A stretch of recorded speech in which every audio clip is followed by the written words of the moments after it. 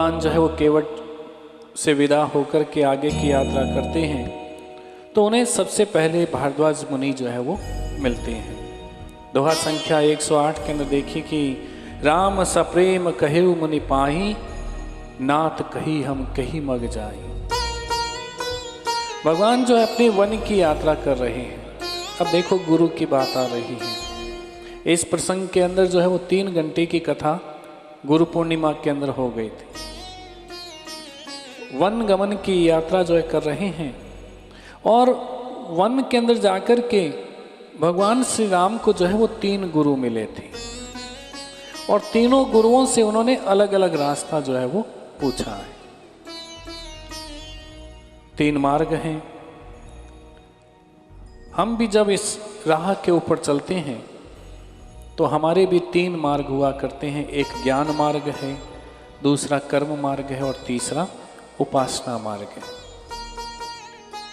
अगर हम अपने गुरु के पास में जावें और वो हमें केवल ज्ञान की बात करें, पार नहीं पड़ती है। केवल कर्म की बात करें तो भी पार नहीं पड़ती है और कोई उपासना की केवल बात करें तो भी पार नहीं पड़ेगी। 3 गुरु है और 3 घाट के ऊपर भारद्वाज मुनि जो है वो प्रयाग के अंदर मिलते हैं। और प्रयाग क्या है? 3 तट हैं, 3 घाट हैं। तो उन्होंने पहला प्रश्न भारद्वाज मुनि से पूछा कि नाथ कही हम के ही मग माही, हम किस रास्ते के ऊपर चलें। अगर हमें जीवन के रास्ते के ऊपर चलना है तो गुरु से हमें सीखना होता है, गुरु से आज्ञा लेकर के हम लोगों को चलना होता है। अगर हमें गुरु मार्ग दिखावे और उस मार्ग के ऊपर चलें तो जीवन के अंदर हमेशा सफलता ही मिलती है। असफलता हमारे जीवन में कभी भी नहीं हो सकती है। लेकिन हम लोगों में क्या होता है कि हम गुरु बना तो लेते हैं लेकिन हम उस मार्ग के ऊपर जो है वो चल नहीं पाते और शिकायत जो है हम गुरु को करते हैं। हे गुरु जी, आपने ये कहा था लेकिन हमारा तो कोई काम जो है वो हुआ नहीं है। राम जी जो है वो भारद्वाज मुनि से पूछ रहे हैं और पहला प्रश्न ही उन्होंने, राम जी ने ये वन की यात्रा शुरू कर रहे हैं और वन की यात्रा शुरू करते उन्होंने यही पूछा कि मैं किस मार्ग के ऊपर चलूं, किस राह के ऊपर चलूं। और भारद्वाज मुनि जो है प्रयाग के ऊपर 3 तट के ऊपर बैठे और 3 तट हैं, ज्ञान, कर्म और उपासना का तट है। रास्ता हमें उन्हीं से पूछना चाहिए कि जो ज्ञान भी बताए, कर्म भी बताए और उपासना की विधि हम लोगों को बताए। रास्ता जो है हमें उन्हीं से पूछना चाहिए। वही रास्ता जो है हम लोगों का पूरा होता है। जैसे आप अभी जो है तीनों चीजें कर रहे हो, ज्ञान भी हम कथा सुन रहे हैं तो मिल रही है और कर्म भी आप कर रहे हो कि यहाँ से आए हो, कितनी तपस्या आपको करनी पड़ती है, घर छोड़ करके आए हो, इतनी दूर आकर के बैठे हो। एक आसन के ऊपर बैठना कोई छोटी बात थोड़ी होती है, छोटी बड़ी बात नहीं होती, बहुत बड़ी बात है। कर्म भी कर रहे हो और यहाँ बैठे बैठे जो आप ग्रहण करते हो उसकी जो है उप प्लस वासना, यानी परमात्मा के पास में जो बैठना है उसी का नाम उपासना है। समीप बैठना, भगवान के समीप वो भी बैठे हुए हो। तो तीनों कर्म जो है हम एक साथ जो है वो कर रहे हैं। फिर राम जी आगे चलते हैं। आगे चल करके उनकी मुलाकात वाल्मीकि ऋषि से होती है। और कौन है वाल्मीकि? जिन्होंने रामायण की रचना की थी। और भारद्वाज मुनि से तो वो पूछते हैं कि किस रास्ते के ऊपर चलूं, और वाल्मीकि ऋषि से पूछ रहे हैं कि हम कहाँ रहें, कौन सा हमारा ठिकाना, रहने का स्थान पूछा था। रामायण का मतलब ही यही होता है कि राम प्लस अयन, जहां राम का वास हो वो कौन है? रामायण है। उसी को हम जो है वो रामायण बोला करते हैं। वाल्मीकि जी से स्थान पूछा। 125 नंबर दोहे की चौपाई के अंदर देखो कि अस जिय जानी जहां जाऊं, सिय सौमित्र सहित जहां जाऊं। कहाँ रहूं मैं? महाराज आप हमें जो है वो स्थान बताइए। ये स्थान रहने का पूछा है किससे? वाल्मीकि जी से पूछा है। और बाद में वो मिलते हैं अगस्त्य ऋषि से, और अगस्त्य ऋषि से क्या पूछते हैं? राक्षसों को मारने का रास्ता पूछते हैं कि मैं राक्षसों को कैसे मारूं। अब राम आगे बढ़ते हैं। घटनाक्रम ऐसा होता है कि राम जी वन में आगे बढ़ चले और तुलसीदास जी हमें वापस जो है वो अयोध्या की ओर लेकर के चल रहे हैं, अयोध्या की तरफ लेकर के आ रहे हैं। सुमंत जो है वापस आते हैं, अयोध्या के अंदर आकर के महाराज दशरथ को सूचना देते हैं कि महाराज मैं राम को लेकर के वापस नहीं आ पाया, राम वापस लौट करके नहीं आए। तो उस समय घटना घटित होती है 155 नंबर चौपाई के अंदर। देखिए कैसे भक्त हैं महाराज दशरथ। इसीलिए ऐसा कहते हैं कि वसुदेव और महाराज दशरथ के बीच में अगर कैटेगरी करें कि दोनों में जो है सबसे बड़ा कौन है, तो हम लोगों को एहसास होगा कि सबसे बड़ा जो है वो महाराज दशरथ हैं।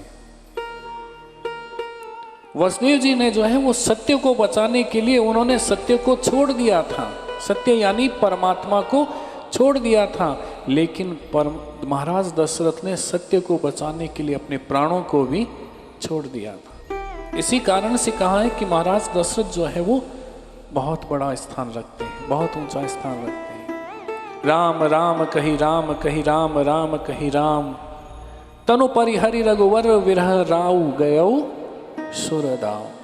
राम राम कहते कहते राम के वियोग के अंदर उन्होंने अपने शरीर को, राम की याद के अंदर अपने शरीर को उन्होंने जो है संसार से छोड़ दिया था। और महाराज दशरथ जो है मछली की तरह तड़पते तड़पते जो है इस संसार को छोड़ करके गए थे।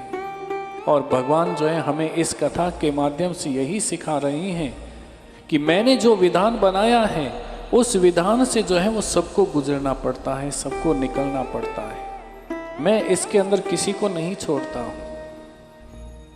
दशरथ कोई साधारण आदमी नहीं थे, भगवान श्री राम के पिता थे, लेकिन उसके बावजूद भी देखो कि उनको भी जो है इस संसार में आने के बाद में तकलीफ उठानी पड़ी है, कष्ट उठाना पड़ा है।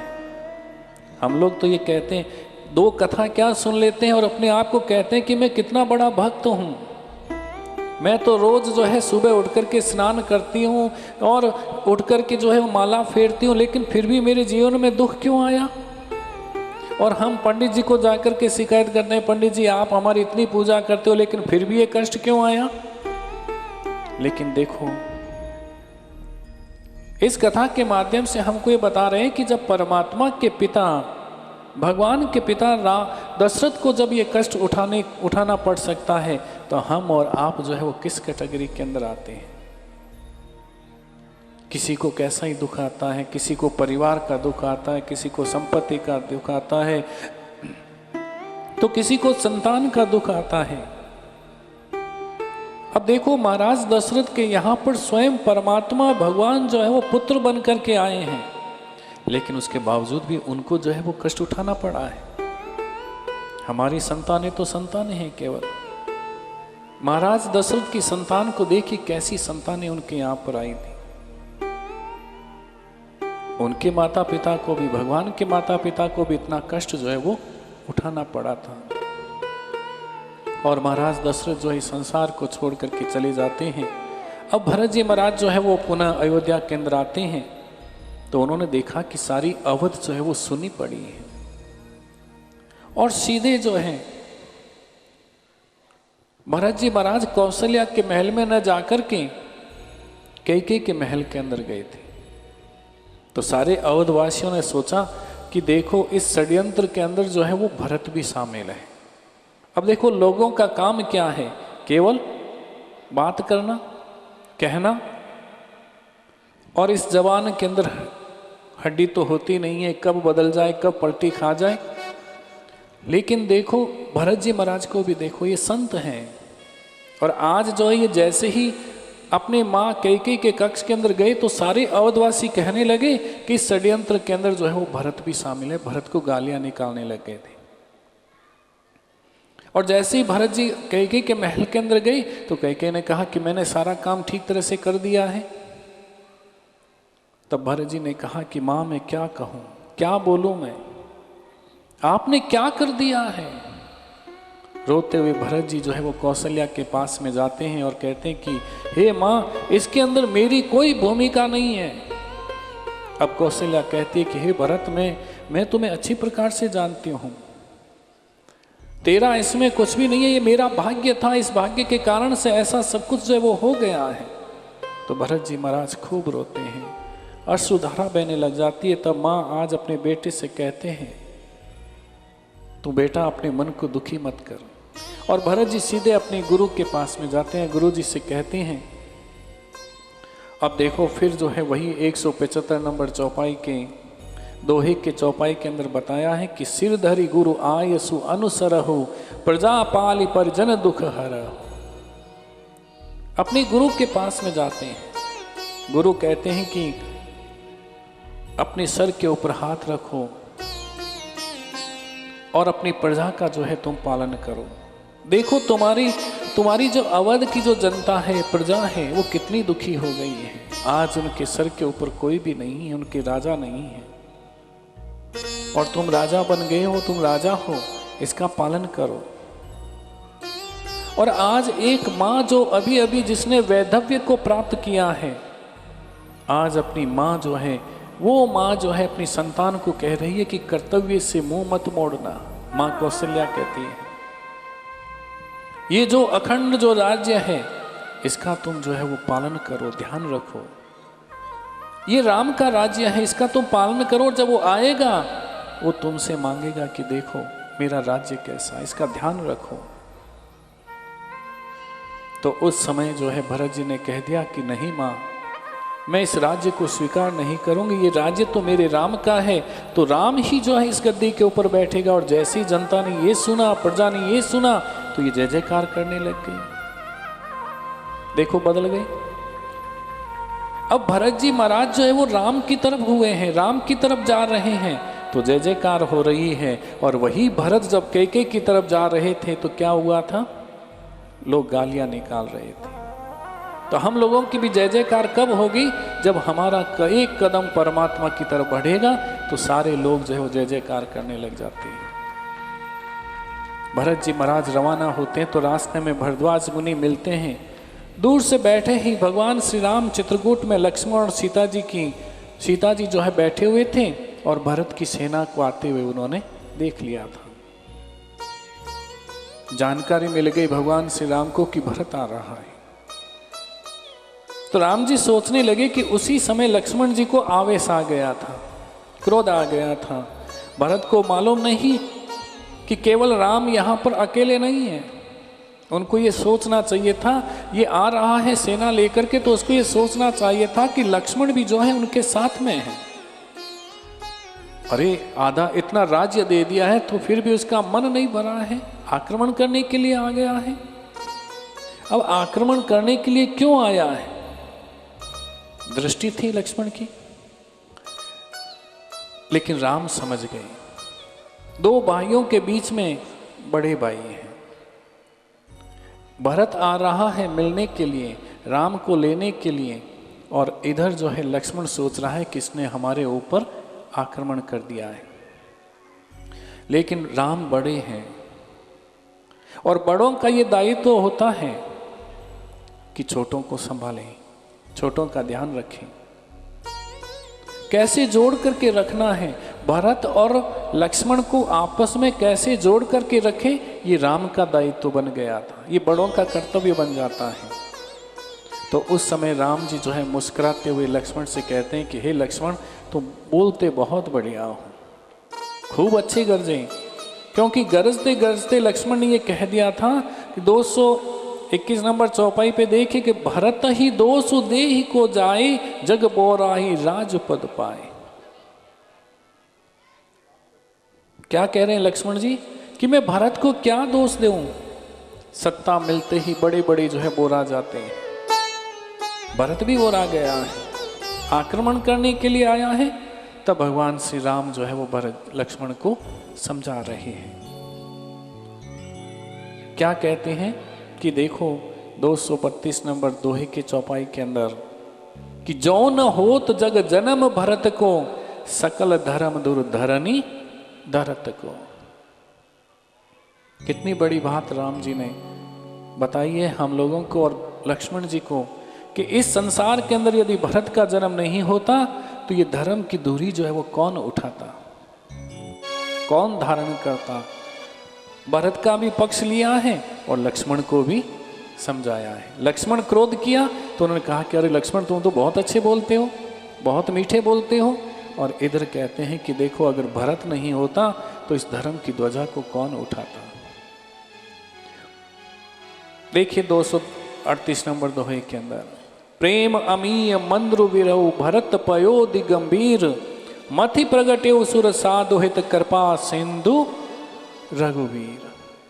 भगवान राम जी भरत के चरित्र की तुलना कर रहे हैं। कैसी तुलना कर रही हैं कि जब दो भाइयों के बीच में मतभेद बढ़ जाता है तो उस समय जो है हमें क्या करना चाहिए, यही बात जो है वो राम जी बता रहे हैं। राम जी समझा रहे हैं कि आप जो ये काम कर रहे हो ये ठीक नहीं है। लेकिन राम जी ने उनको समझाने का काम किया है। कैसे काम किया है? मुस्कुराते हुए कहते हैं। हमको भी यही सिखा रहे हैं। आप लोग जो है सीरियस होकर के कथा क्यों सुन रहे हो? हमको क्या समझाया है कि कथा भी सुनो तो थोड़े मुस्कुराते हुए कथा सुनो। भक्त की क्या पहचान, हाथों से ताली, होठों पे मुस्कान, यही तो भक्त की पहचान है। आप तो सोमड़े होकर के कथा सुने। आपको पहले भी कहा था कि कथा सुनो तो ताली बजाओ जोर से। हाँ, ऐसे लगना चाहिए कि हम यहीं पर हैं, हम कहीं पर गए हुए नहीं हैं। यही तो भक्त लोगों की पहचान होती है। प्रसन्न होइए। राम जी हर अवस्था के अंदर, हर परिस्थिति के अंदर खुश हैं, प्रसन्न हैं। अब देखो दो भाई लड़ने के लिए तैयार हैं, लेकिन फिर भी राम जी मुस्कुरा रहे हैं। राम जी की भाषा को देखिए। राम जी जो है वो दिल की जुबान से बोलते हैं। राम जी कैसे बोलते हैं? दिल की जुबान से बोलते हैं। भगवान श्री राम कहते हैं कि कभी आंसू आवे तो आंसू बचा के रखिए। राम जी क्या कह रहे हैं?